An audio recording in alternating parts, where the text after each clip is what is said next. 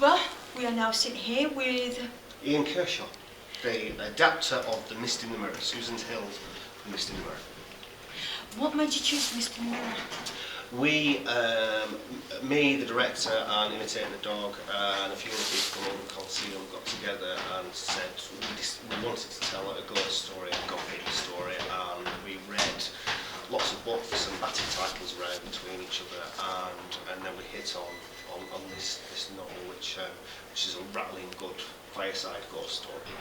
So we thought, hopefully people will like it. And how's it been so far? Because you've been open for quite a few days now. This is well, we've had two previews, and this is our first official night. So it's the press night, and it seems to be going all right. Yeah. People are tense throughout and jump in the right places. So yeah, I think it's ticking along all right. There's not that many people on the stage. It's only like a crew of 5, isn't it? That's right. Yeah. 5 actors play a dozen characters, I think. So how do they remember all their lines? Because they play so many different characters, don't they? Yeah, we beat it into them every day with hammers. No, they're really good company, and they've worked like demons over the last few weeks to hammer it in. So how long have you been working on this piece? This has been 3.5 weeks rehearsal, but with about a week-long tech, because it's such a technical show. Imitating the Dog, Lancaster-based company, work with multimedia projections, and they're astonishing. They're about to start work tomorrow with Darren Brown on his next show, so there's going to be, it's all visuals and seeing all that come together and to work with those and all the sound and everything. It's a very technical show.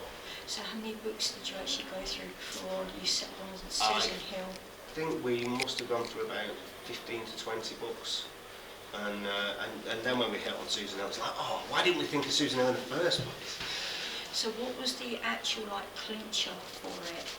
The clincher, well, I think mainly Susan Hill's storytelling. She's a brilliant storyteller, so it just rattles along. It's got a great pace to it, and this ghost that keeps appearing, and there's a mystery at the heart of it that you want to get to.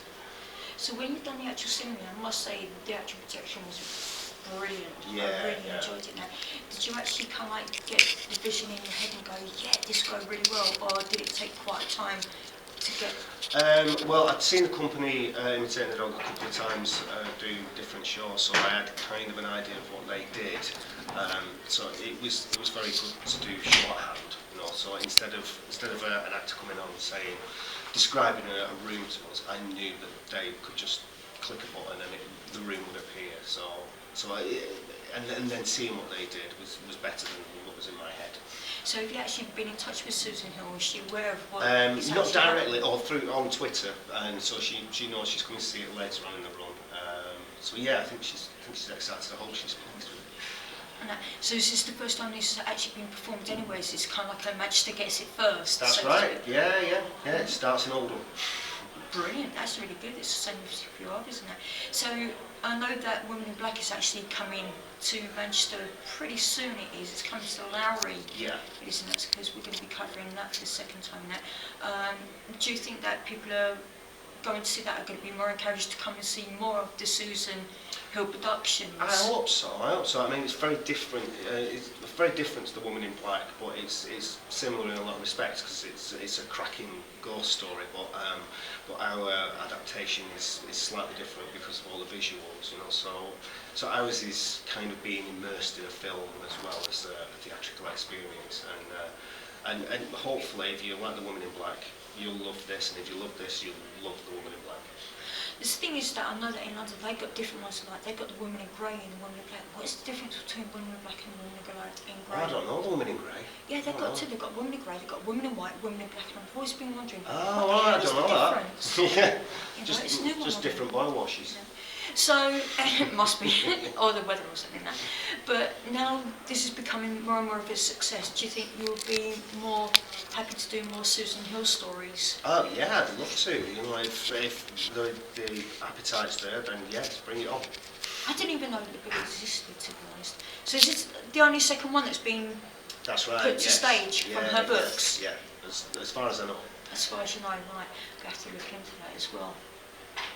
So how do you think the audience has actually reacted to all of this? I think they've been brilliant tonight. And on the first preview, we had a lot of teenagers in schoolies, and they were shrieking the place down. So that was great. Tonight, I think more of an older audience and press and everything, but it was very tense.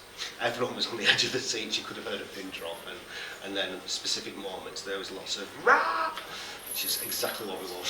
That's good. So, well, thank you so much for having a chat with us. Oh, and thank you. I really hope the rest of it goes well for Oh, you, thank the rest you of very the tour much. and the run and that.